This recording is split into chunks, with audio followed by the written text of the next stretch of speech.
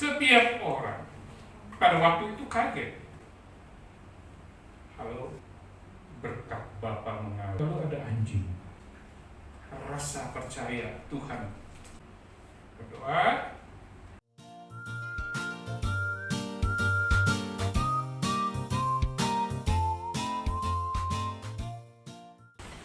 Bapak Ibu, Saudara yang dikasihi Tuhan, tanggal 3 September sekitar setengah 3 sore kita dibuat sedikit terkejut ya, sedikit terkejut lah. Kenapa? Ada yang tahu? Tanggal 3 September baru 22 hari yang lalu. Ada yang tahu? Oh, nggak ada yang terkejut di sini ya, nggak ada yang terkejut ya. Ada yang tahu nggak kira-kira apa yang terjadi pada waktu itu? Kira-kira setengah 3 sih. Oh, BBM naik. Bukan naik. Disesuaikan harganya. Ya, dari 7.650 menjadi 10.000 khusus untuk Pertalite. Untuk pertama 14.500 dari berapa? 12,5. Rupanya di sini banyak yang isi pertama kayak isi aja gitu ya. Nggak lihat harganya ya. Luar biasa keren. Kenapa? Karena berkat Tuhan. Amin. Haleluya. Setiap orang pada waktu itu kaget. Dan kita tahu setelah itu reaktif ya. Bukan mencari solusi tetapi reaktif respon dari sebagian kecil masyarakat. Khususnya yang mengatasnamakan rakyat. Mereka demo. Kita bersyukur. Saya percaya ini berkat doa kita semua orang-orang percaya. Tidak terjadi anarkisme, tidak terjadi huru-hara. Demo boleh, karena negara kita membolehkan demo sepanjang itu tidak anarkis. Dan demo berjalan sekalipun ada riak-riak, tetapi ya berjalan tidak seperti yang dulu-dulu ya. Rupanya aparat keamanan sudah mengantisipasi sehingga kita tahu demo di Patung Kuda ya, demo di depan istana, demo di depan gedung anggota perwakilan ya, di Dewan Perwakilan Rakyat di daerah Semanggi sana, semua berjalan dengan aman kalau boleh dikatakan dengan tanda kutip. Sekalipun di beberapa kota ada yang bakar-bakar ban dan sebagainya ya. Nah, setelah itu what next? Karena kita tahu bahwa pemerintah saat ini memang sedang kewalahan dalam hal keuangan. Nggak usah jauh-jauh. Kalau kita di dalam rumah tangga saja sedang dalam tanda kutip kewalahan dalam hal keuangan, akan berbuat hal-hal yang kita pikir bisa membuat kita tetap bertahan. Ada beberapa negara yang saat ini udah bangkrut. Ada beberapa negara yang saat ini udah kolaps. Mata uangnya udah amburadul. Udah maaf nggak ada harganya lagi. Kita bersyukur di Indonesia. Rupiah masih berkisar antara 14 sampai 15 ribu. Sebelum itu kita dikejutkan dengan apa? Minyak juga lagi. Dan ini menyangkut dapur ibu-ibu. Minyak apa? Minyak goreng. Nggak usah digoreng, direbus aja. Ya, sampai saat ini masih sekitar harganya juga masih beda. Hidup ini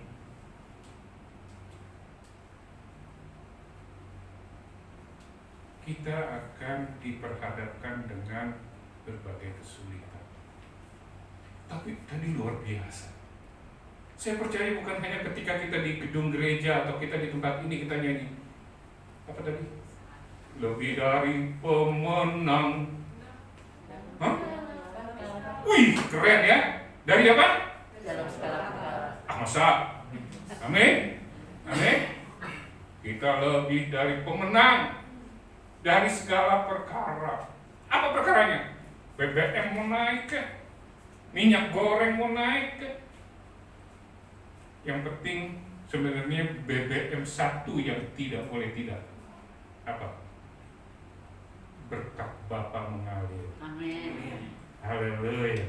BBM, berkat Bapa mengalir. Siapa yang rasakan itu dalam kehidupan kita? Boleh angkat tangan. Luar biasa.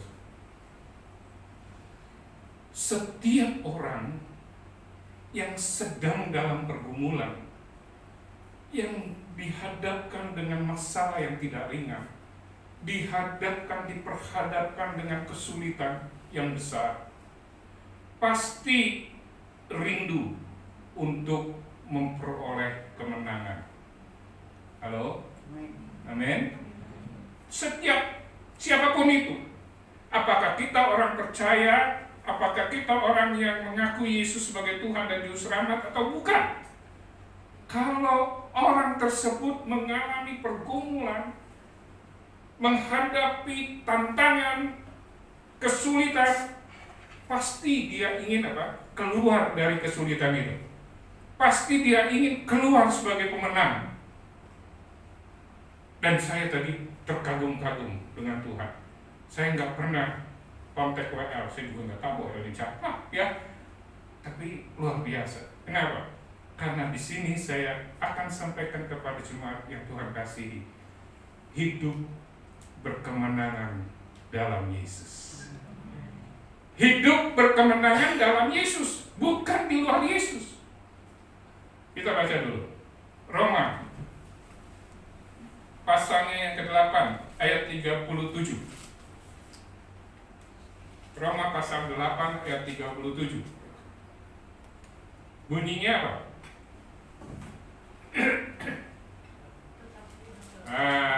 Ya. Tetapi dalam semuanya itu kita lebih daripada orang-orang yang menang oleh Dia yang telah mengasihi kita.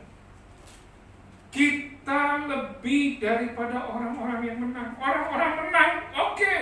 Tapi kita lebih dari mereka. Bukan karena hebat kita. Bukan karena kita S3, S4, S5 kalau ada. Bukan. Bukan karena kekayaan kita, bukan. Bukan karena kejeniusan seseorang, bukan.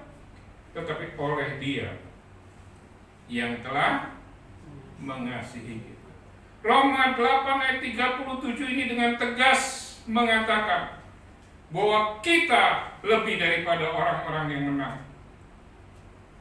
Kalau firman Tuhan berkata demikian, maka seharusnya itu yang terjadi.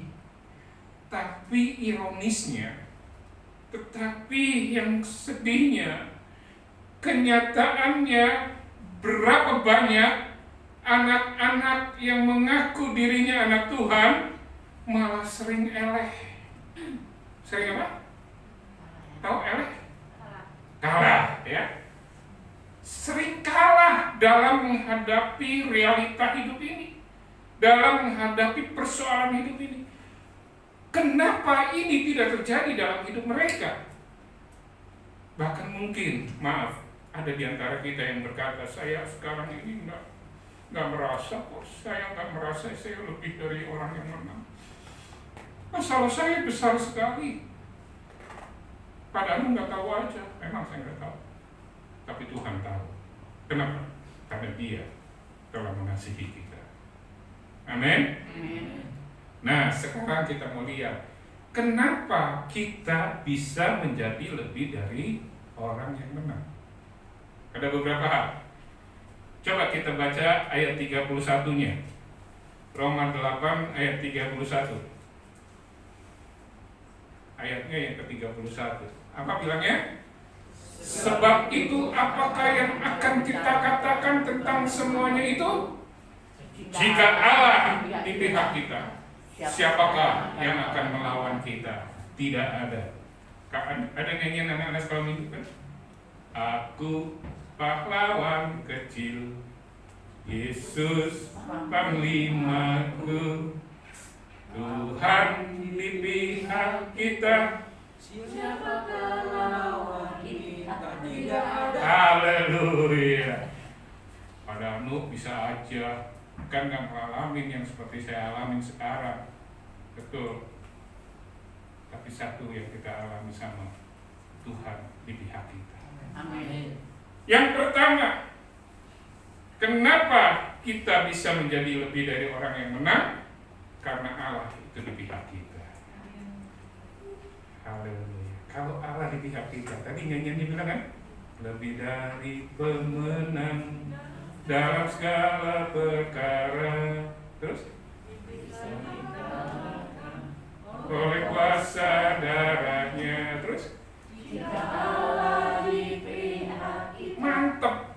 Jika Allah di pihak kita, Siapa dapat melawan? kita lebih. Dari pemenang. Amin. Coba bilang kiri kanan, kita lebih dari pemenang. Ya.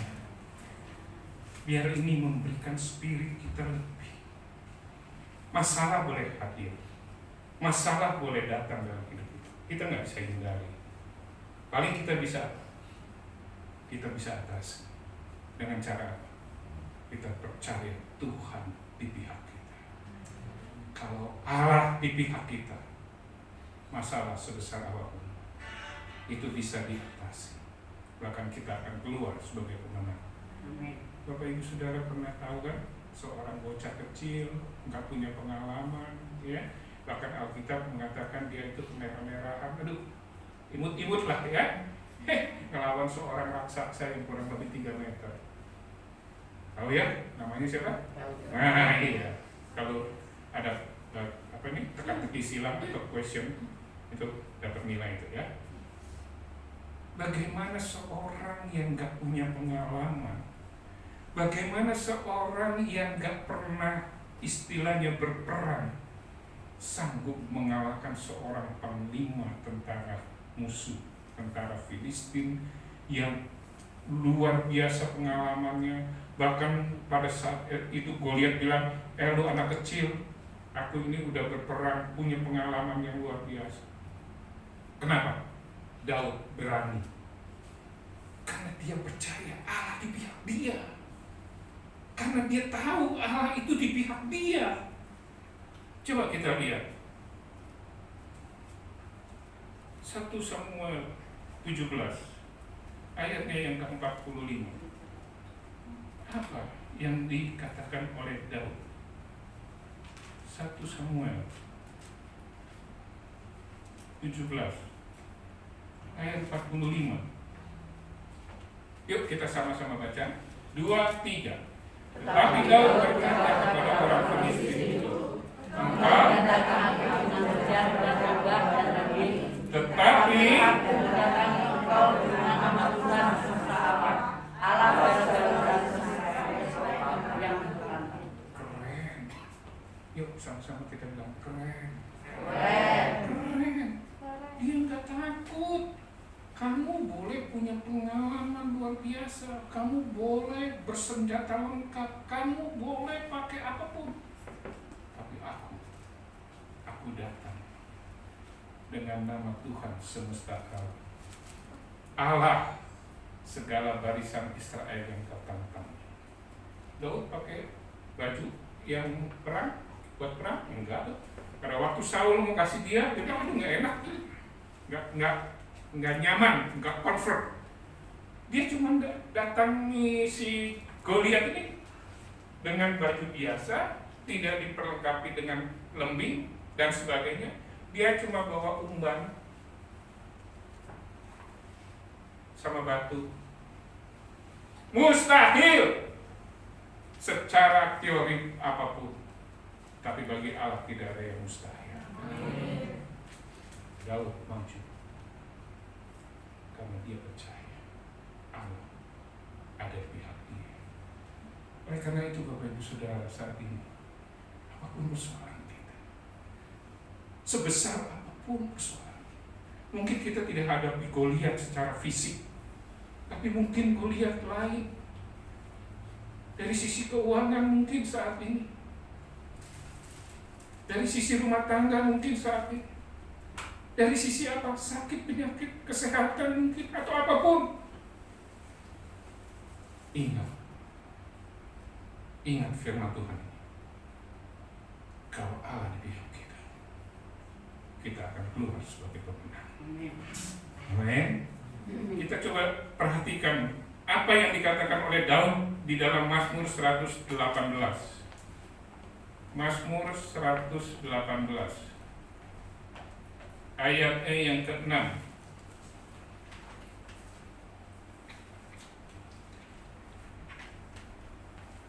Halo, apa bilangnya? Tuhan di pihakku, aku tidak akan takut. Apakah yang dapat dilakukan manusia terhadap aku? Wih, kayaknya sombong. Tidak. Ini satu keyakinan yang kokoh dari seorang yang bernama Daud. Daud sambut keluar sebagai pemenang.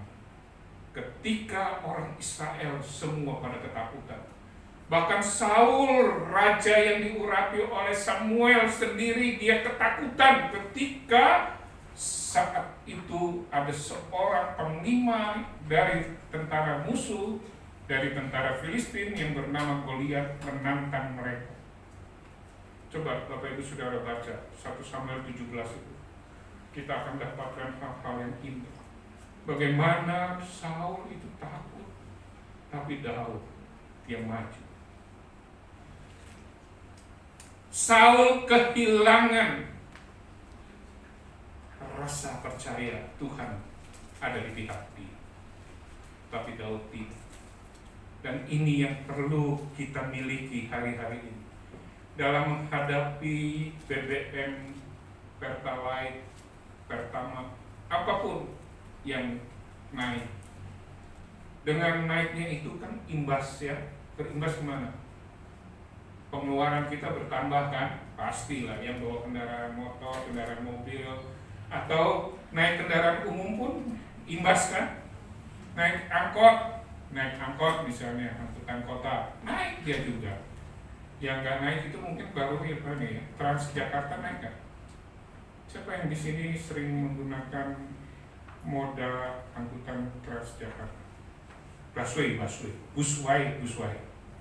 Nah itu yang nggak naik, masih biasa ya, karena ada subsidi dari pemerintah. Nah, Daud begitu berani, dia yakin akan menang, menghadapi musuh yang sedemikian hebat dan luar biasa. Jawabannya adalah hanya satu, yang tadi di dalam Mazmur ini, Tuhan di pihakku, aku tidak akan takut. Kalau Tuhan di pihak kita, persoalan apapun itu pasti berlalu. Seperti Bapa sayang anaknya, demikian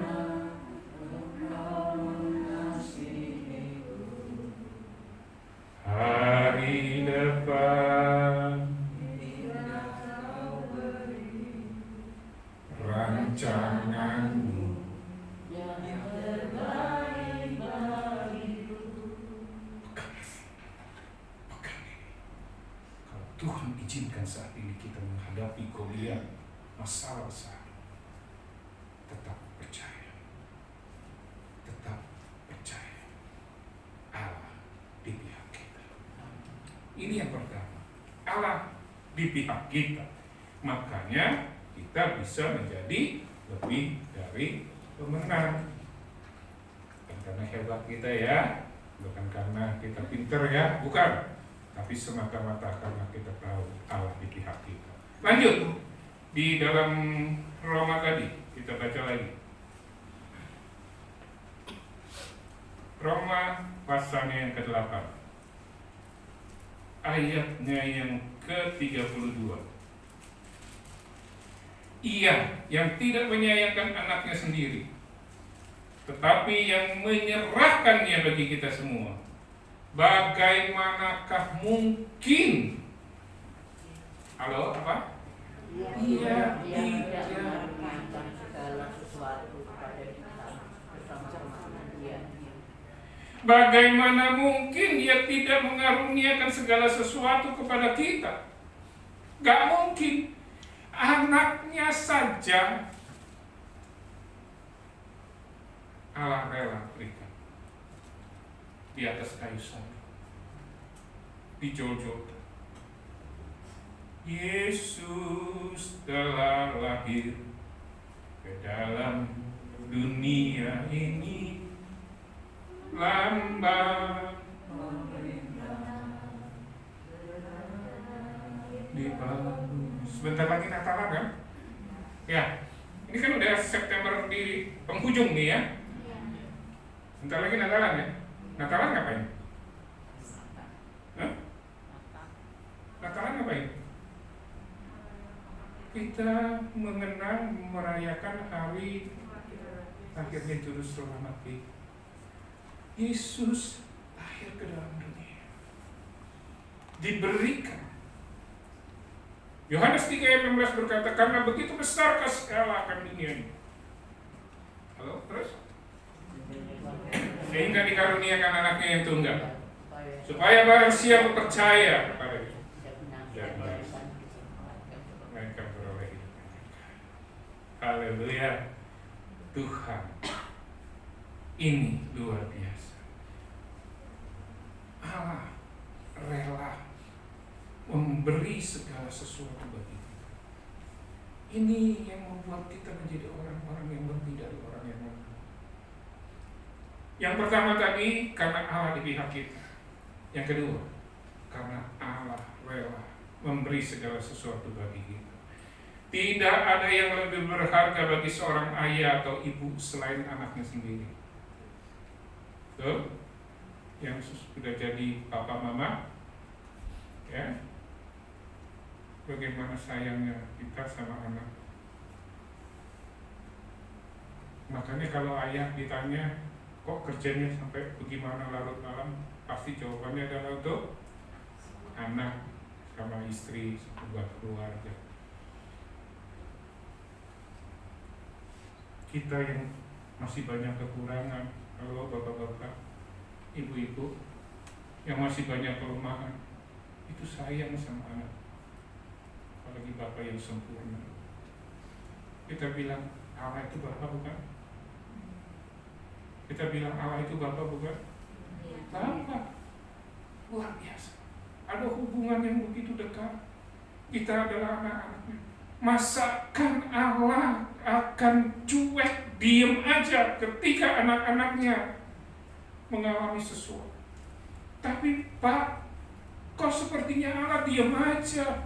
Ingat beberapa bulan yang lalu waktu saya sampaikan firman di tempat ini, bagaimana waktu itu saya mengalami sesuatu yang Tuhan izinkan terjadi? Saya ingat ya?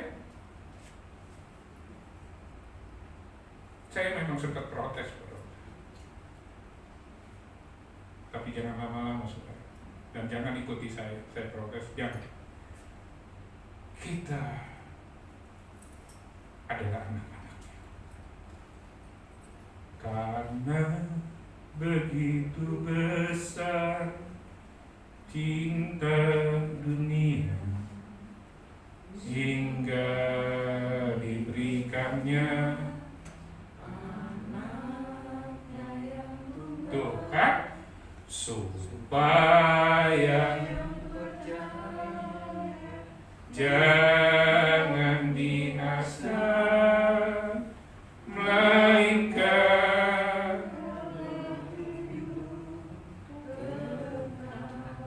halo, Allah rela memberikan anaknya. Terlebih apa Dia ya tidak akan mengaruniakan segala sesuatu kepada kita, enggak mungkin. Karena itu, kalau kita mau keluar sebagai orang-orang yang lebih dari orang yang menang, kita tetap percaya bahwa Allah yang kita sembah, Dia rela memberikan sesuatu yang terbaik buat kita. Yang terbaik, bukan yang kaleng-kaleng. Sepanjang kita tetap melekat kepada Tuhan. Mereka, ayah atau ibu, mau melakukan apa saja, bahkan rela menderita demi kebahagiaan anaknya. Apalagi Bapa kita di surga. Bapa begitu mengasihi kita, seperti tadi saya katakan, sehingga Ia mengaruniakan anaknya yang tunggal, yang terkasih. Bahkan Yesus sendiri rela mati di atas kayu salib. Halo, Dia rela mati di atas kayu salib. Dia yang tidak berdosa, yang tidak bersalah, dijadikan tebusan buat saya, buat Bapak Ibu Saudara, menebus dosa-dosa kita. Dia rela korbankan dirinya, korbankan nyawanya. Masakan kebutuhan kita Tuhan tidak akan penuhi. Hati-hati, kebutuhan dengan keinginan, need and wants, ya. Kalau kebutuhan pasti tidak diragukan, pasti Tuhan penuhi. Tapi kalau keinginan belum tentu. Saya sebagai seorang bapak, anak misalnya waktu itu ya umur 5 tahun, minta sepeda motor, uang ada, kasih nggak? Masa sih? Sayang belum anak dulu, sayang banget, hah? Enggak. Kenapa? Hah? Dia ngerengek-ngerengek siang malam pagi petang. Hah? Kasih nggak? Tetap nggak dikasih, karena belum waktunya. Tapi kalau dia minta, ya, misalnya sepatu, atau dia minta mainan, kira-kira dikasih nggak? Kasih. Nah begitu juga dengan kita. Tuhan itu tahu persis kekuatan kita. Tuhan tahu persis kebutuhan saya. Dia bisa kasih kalau itu kebutuhan. Dia belum tentu kasih kalau itu keinginan. Karena keinginan itu akan menyeret seseorang untuk menjadi lebih tidak baik lagi. Maaf, di sini boleh saya tanya, ada yang karena saat ini sudah iring Tuhan, sudah ikut Tuhan, pernah kelaparan seminggu nggak makan? Padamu jangan sadis begitu dong. Ada yang karena nggak punya beras gitu di rumah 1 minggu? Nggak ada yang katakan, berarti nggak ada. Yang 2 hari nggak ada beras di rumah? Nggak ada. Yang 1 hari nggak ada beras di rumah? Ada, pernah, puji Tuhan. Tapi besoknya dikasih lagi nggak sama Tuhan? Kadang-kadang Tuhan izinkan memang, ya, untuk kita apa? Untuk kita berserah kepada Dia. Untuk kita berserah kepada Dia. Satu ketika di sebuah panti asuhan, itu bagian dapur bilang sama kepala pantinya, Pak, makanan yang tersedia ini cukup untuk pagi saja. Nanti siang nggak tahu gimana. Oh iya? Ya udah. Kepala pantinya bilang, oke, kita berdoa aja ya. Doa. Nah, setelah disiapkan hidangan, ini benar-benar true story. Disiapkan hidangan pagi, kepala panti asuhan ajak anak-anak panti sama bagian dapur dan lain-lain berdoa. Berdoa untuk makanan ini, terima kasih, dan ya menyerahkan. Selesai, sudah. Sampai jam 11 nggak ada apa-apa.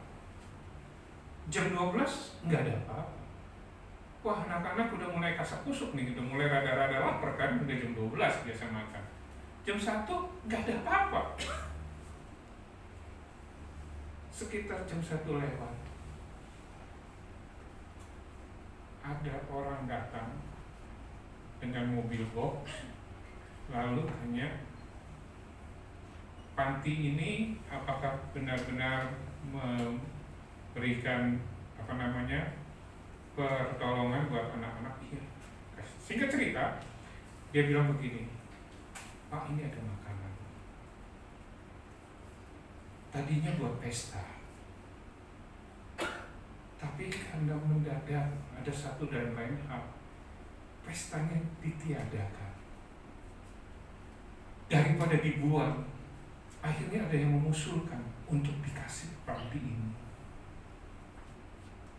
Dan anak-anak pada saat itu jam 1 siang mereka makan makanan pesta. Apakah kebetulan?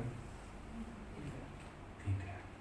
Tuhan menyuruh mereka untuk datang. Dan saya ketika membaca ini, sungguh saya kagum kepada Tuhan. Kalau Tuhan sanggup menolong orang-orang yang di panti, Tuhan yang sanggup menolong kita. Oleh karena itu, tetap percaya, Dia begitu luar biasa. Allah rela memberikan segala sesuatu bagi kita. Bapak Ibu, saudara yang dikasihi Tuhan,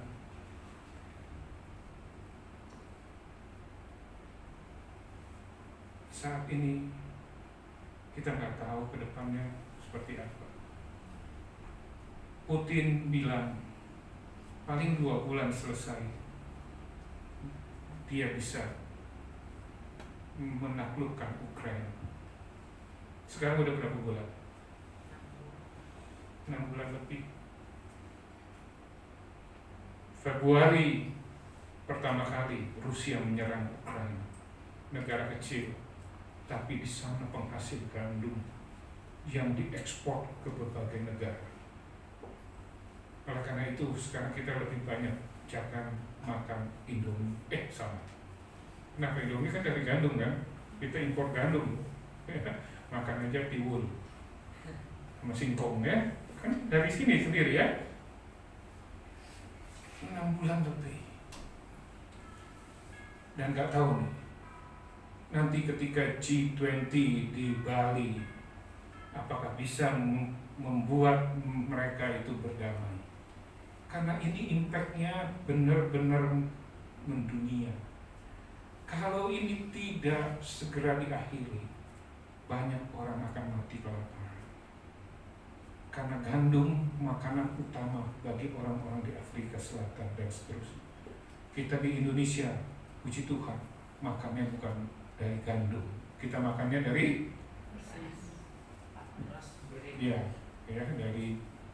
dari nasi, tapi itu turunan dari beras gitu kan. Kita dari beras. Kita bersyukur. Tapi di satu sisi kita sedih. Kenapa? Karena mereka hari-hari belum lagi minyak dunia itu penghasil yang besar juga ada dari Rusia, dan itu tidak bisa dibawa keluar, diekspor. Hari-hari ini banyak negara-negara di Eropa mulai hemat listrik. Beberapa waktu yang lalu saya baca Menara Eiffel itu mulai ada pemadaman dari mulai jam berapa sampai jam berapa. Kita bersyukur, sekalipun BBM naik, kita masih bisa konsumsi. Tapi yang paling lebih kita bersyukur, karena Allah rela memberikan segala sesuatu bagi kita. Yang terakhir, yang ketiga. Yang pertama tadi apa? Allah di pihak kita. Yang kedua, Allah rela memberi segala sesuatu bagi kita. Yang terakhir, ayat 33 dan 34. Siapakah yang akan menggugat orang-orang pilihan Allah? Allah yang membenarkan mereka. Siapakah yang akan menghukum mereka? Kristus Yesus yang telah mati, bahkan lebih lagi yang telah bangkit, yang juga duduk di sebelah kanan Allah, yang malah menjadi pembela bagi kita. Yang ketiga, kenapa kita bisa keluar sebagai pemenang? Karena Allah adalah pembela kita. Allah adalah pembela kita. Kalau Allah di pihak kita, dari siapakah lawan kita? Tidak ada. Pengacara sehebat apapun, tidak ada yang sanggup mengalahkan Allah kita. Dia pembela kita yang agung. Dia pembela kita yang dahsyat. Saudara, coba kita berimajinasi sebentar. Kalau kita punya anak, katakanlah berapapun usianya, itu di depannya ada anjing. Anak kita takut anjing, kita juga takut anjing. Kita lari atau kita hadapi anjing itu?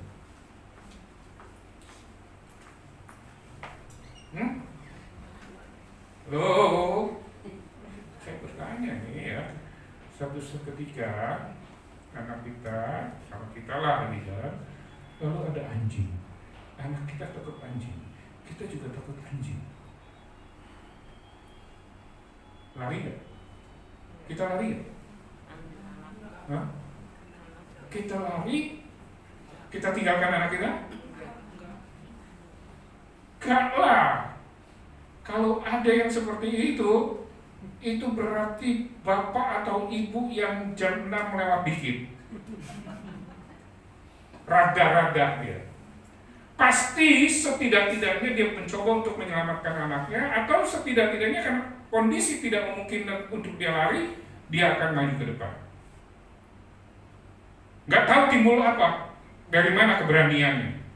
Dia akan coba ya, apakah dia jongkok atau apa. Itu kita bapak yang masih banyak kekurangan. Kita akan membela anak kita mati-matian dari serangan anjing tadi atau apapun hewan yang lain. Apalagi bapak kita. Bapak Ibu yang dikasihi Tuhan, Bapak kita yang maha kasih, maha sempurna itu, Dia pasti melakukan jauh lebih dari apa yang kita lakukan. Oleh karena itu, berserulah kepada Dia. Berseru kepada Dia. Berserah pada Yesus. Berseru pada Yesus. Kedamaian abadi. 3 hal ini mari kita pegang untuk kita menghadapi hari-hari ke depan. Tuhan, aku nggak sendirian. Aku tahu Engkau ada bersamaku. Engkau menjadi pembela untuk aku. Aku akan keluar sebagai seorang pemenang. Bapak Ibu yang dikasihi itu, Tuhan tidak pernah janji langit selalu biru. Halo? Tetapi Dia berjanji. Saya undang pemusik untuk maju ke depan. Nanti mantan pacar saya akan menyanyikan lagu ini. Mantan pacar. Ya, silakan. Mari pemusik. Tuhan tak pernah janji langit selalu biru.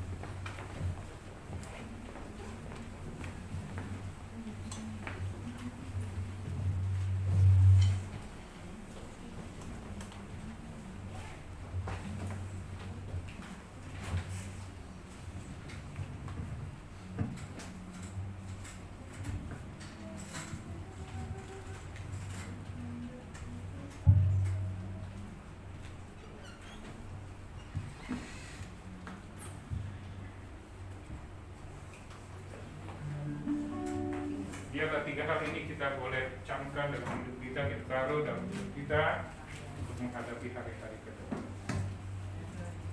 Pasti kita akan keluar.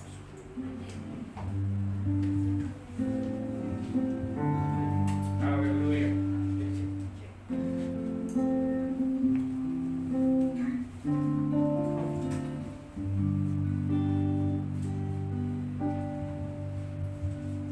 Tuhan tak pernah janji langit selalu biru, tetapi Dia berjanji selalu menyertai.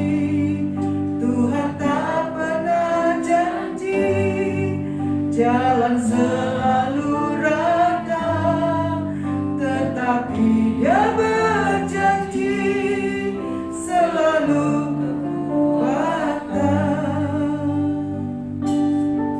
Jangan pernah menyerah, jangan berputus asa. Mujizat Tuhan ada saat hati menyembah. Jangan pernah menyerah, jangan berputus asa. Mujizat Tuhan ada bagi yang setia dan percaya.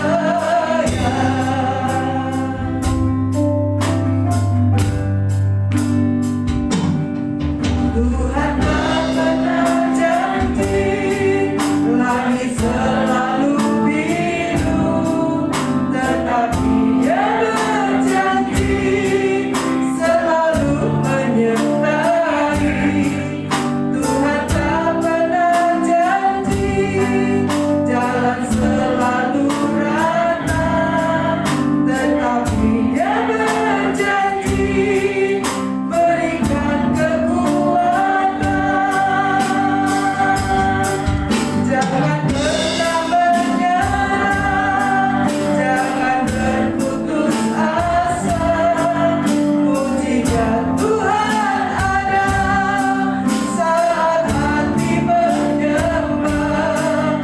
Jangan pernah menyerah, jangan berputus asa.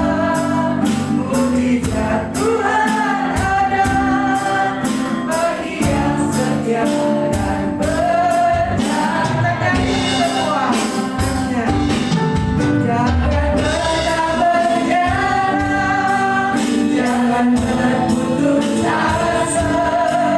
Mujizat Tuhan ada saat hati menyembah. Jangan pernah menyerah, jangan berputus asa.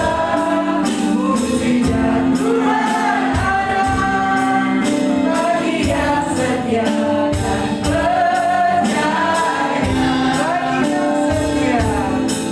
Bagi yang setia dan percaya. Bagi yang setia, bagi yang setia dan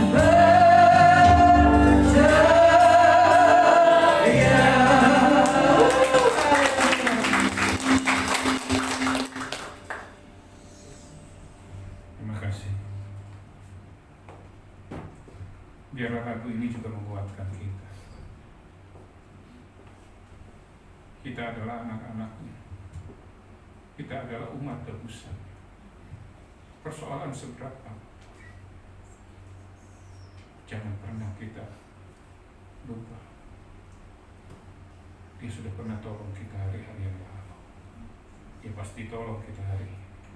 Dan Dia akan pasti tolong besok dan seterusnya. Karena Dia ada di pihak kita. Dia rela memberikan segala sesuatu buat kita. Dia adalah pembela kita.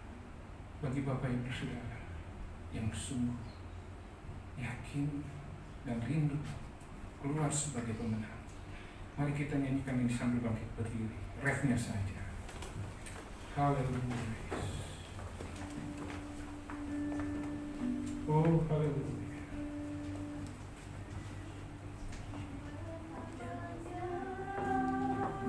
Jangan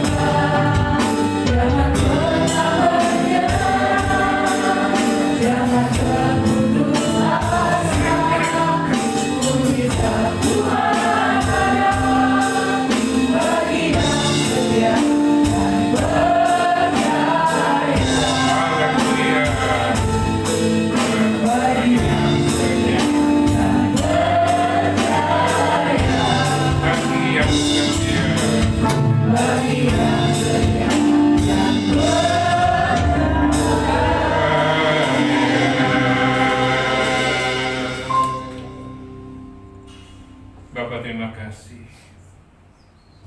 Firman mengingatkan kami untuk kami tidak menyerah menghadapi segala situasi, karena Engkau ada di pihak kami.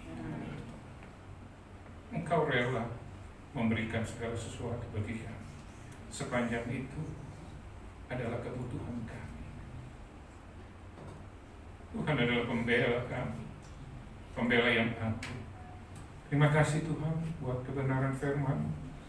Biarlah ini meneguhkan kami, mengokohkan kami, menguatkan kami untuk menghadapi hari-hari esok.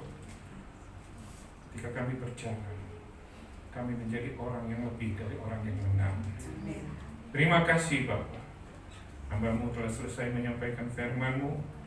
Biarlah Roh Kudus menyempurnakan lebih jauh. Berkati umat-Mu di tempat ini Tuhan. Teguhkan dan kuatkan setiap langkah kaki kami berjalan bersama dengan Engkau. Terima kasih Tuhan, memberkati gembala di tempat ini bersama dengan pengurus yang lain.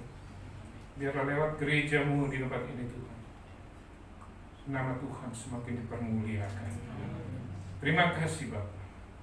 Dalam nama Tuhan Yesus kami sudah menerima berkat kebenaran firman Tuhan yang diberkati. Mari sama-sama katakan amin. Amin. Silakan duduk Bapak Ibu Saudara.